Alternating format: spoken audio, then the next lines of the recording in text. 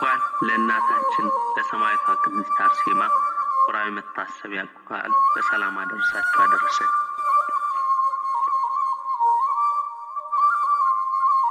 እናታችን ቅድስት አርሴማ ሀገሯ አርመንያ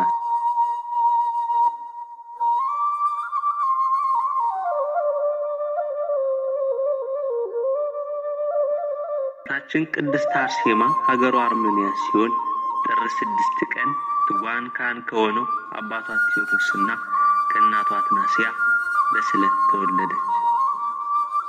ብሉይ አዲስን አጠናቃ ተማረች። ዘወትር በጸሎት የምትተጋ ንቁ በመሆኗ ለአምላካችን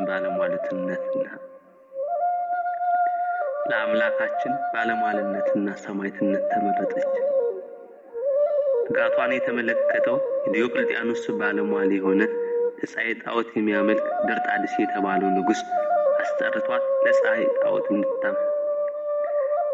ጣዖት እንድትሰግድና እንድታመልክ አስፈራራት።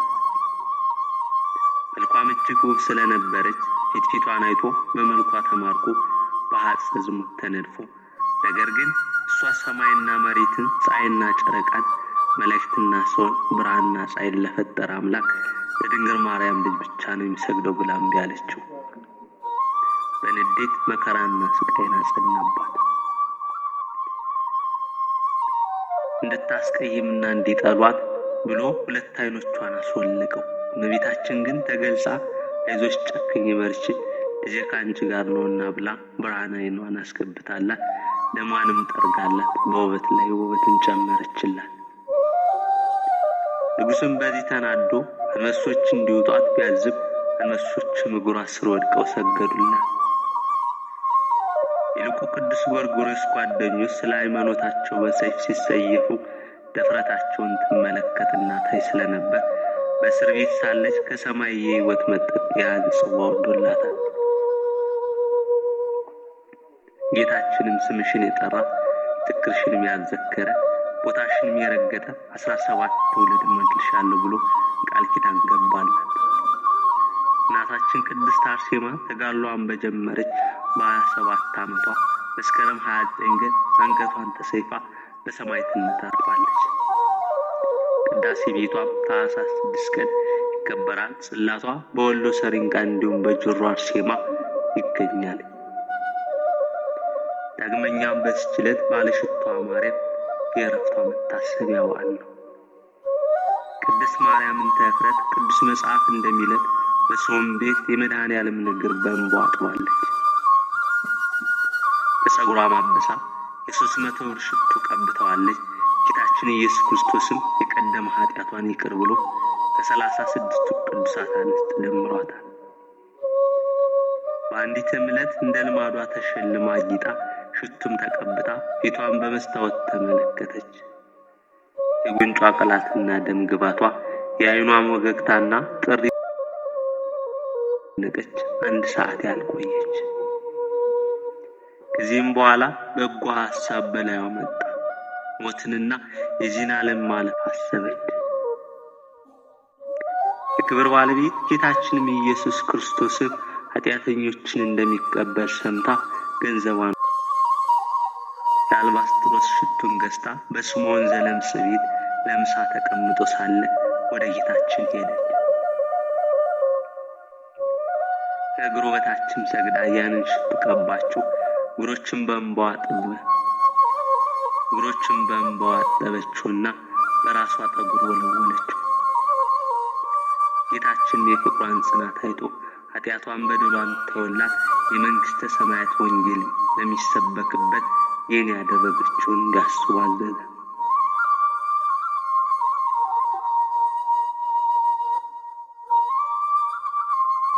ዳግመኛም በዚች ዕለት የዓለሙ ሁሉ መምህር የሆነ የሮሚ ሀገር ሊቀ ጳጳሳት የከበረ አባት አቡሊድስ ስጋው ከባሕር የወጣበት ዕለት ነው። ይህም የከበረ በእውቀቱም ፍጹም የሆነ ሰው ስለነበር ከአባቱ አውክስዮስም በኋላ ለሮሚ ሀገር ሊቀ ጳጳሳት ይሆን ዘንድ መንፈስ ቅዱስ መረጠው። ይህም የእስክንድርያ ሊቀ ጳጳሳት ከሊያዲያኑ በተሾመበት በመጀመሪያ ዓመት ነው። ሕዝቡንም ከአረማውያን ጠባይ የሚጠብቃቸው የሚያስተምራቸውና በክብር ባለቤት በጌታችን ኢየሱስ ክርስቶስ ሃይማኖት የሚያጸናቸው ሆነ። በካዲውም ንጉሥ በከላዲያኖስ ዘንድ ዜናው ተሰማ። ይህንንም የከበረ አውሊድስን ይዞ በብዙ ግርፋትና ድብደባ አሰቃየው። ማሰቃየቱንም በሰለቸ ጊዜ በእግሮቹ ውስጥ ታላቅ ደንጊያ አስሮ ከጥልቅ ባሕር የካቲት 5 ቀን አሰመጠው። ማግስትም ሲሆን የካቲት 6 በዛሬዋ ቀን የዚያ አባት ስጋው በውሃ ላይ ተንሳፎ ተገኘ። ድንጋዩም በእግሮቹ ውስጥ እንደታሰረ ነበር። አንድ ምዕመን ሰው ወስዶ በእርሱ ዘንድ አኑረው በከበሩ ልብሶችም ገንዞ ሰወረው። ወሬውም በሮሚ ሀገሮች ሁሉ ተሰማ። ንጉሥም ሊያቃጥለው ፈልጎት ነበር፣ ነገር ግን አላገኘውም፣ ያ ሰው ሰውሮታልና። የከበረ አባት ስለ ቀናች ሃይማኖት ብዙ ድርሳናትን ደርሷል። ከእነርሱም ስለ አካላዊ ቃል ሰው መሆንና ከኃጢአት በቀር በስራው ሁሉ አንድ ባሕርይ ስለመሆኑ የደረሰው ነው። ዳግመኛም እግዚአብሔር የሚወደውን ስለመስራት የደረሳቸው ተግሳጻትና ትምህርቶች አሉ።